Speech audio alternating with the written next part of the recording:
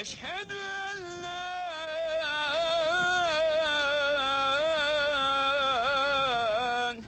إله إلا الله.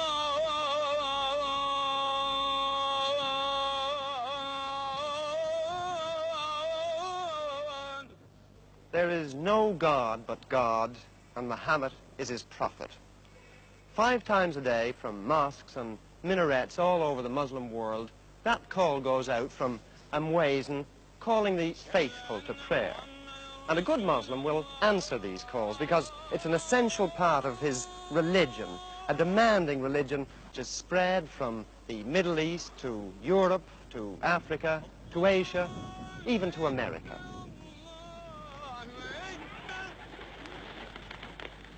But prayer itself is just one outward observance of this religion, of Islam. There are others, many others, because Islam doesn't just mold men's minds. It dictates their way of life. It tells them not just when and how to pray, but how to decorate their houses, how to treat their wives, what to say when they sneeze, how they must butcher their sheep, how much of their property their sons will inherit, how to trim their beards and seal their letters, where to carry their handkerchiefs, and the colour of their shrouds.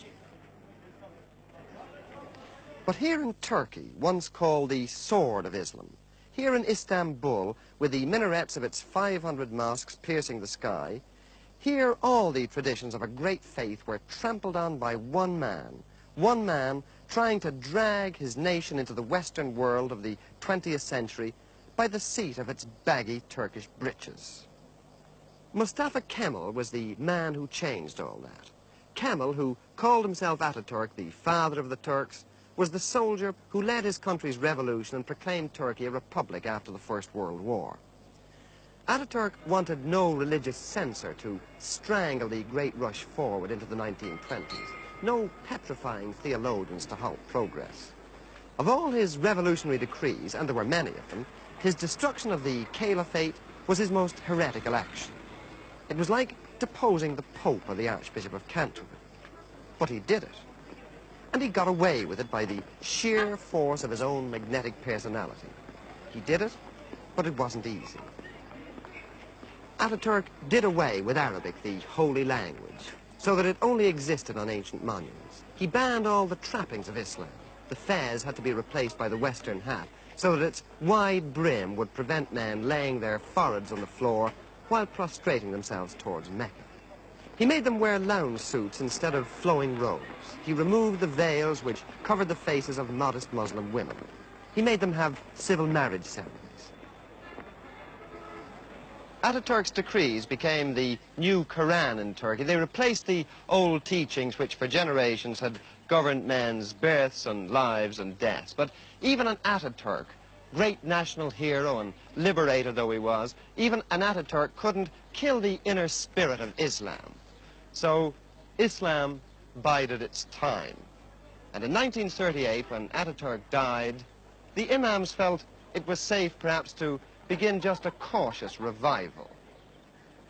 Quiet backsliding to the ways of the faith continued until 1950, when Adnan Menderes was elected Prime Minister and was forced to make good electoral promises made to the peasants who wanted more faith and less freedom.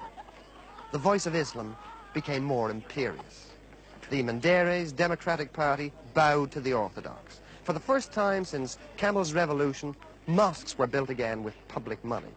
Pilgrims were allowed to set out once more for Mecca, Islam's holiest place.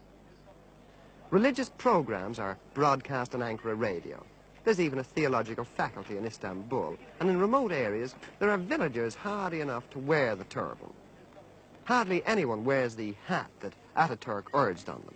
They temporize with a cap, which they can turn back to front while praying so that the peak doesn't prevent their foreheads from touching the ground. And older women are clamping the veil tighter around their faces. In Ataturk's day, the muezzin had to proclaim the ezan, the call to prayer, in Turkish. Now, once again, he sings it out in Arabic, the language of the Prophet. Menderes himself paid dear for his concessions, for his adulteration of the pure milk of Kemalism. When the army revolted in 1960, they had him tried for corruption and hanged him. In October this year, Turkey will have another general election, and the Justice Party, the heirs to the Menderes doctrine, are heavily backed to win it. There's certainly a revival of Islam in Turkey today, and some of these mosques have congregations which many a Church of England clergyman might well envy.